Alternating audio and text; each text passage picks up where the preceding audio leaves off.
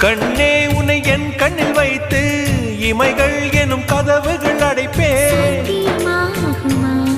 நான் சத்தியம் செய்யவா?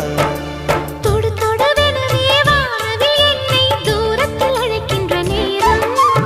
Uva, uva, uva, uva, uva, uva, uva, uva.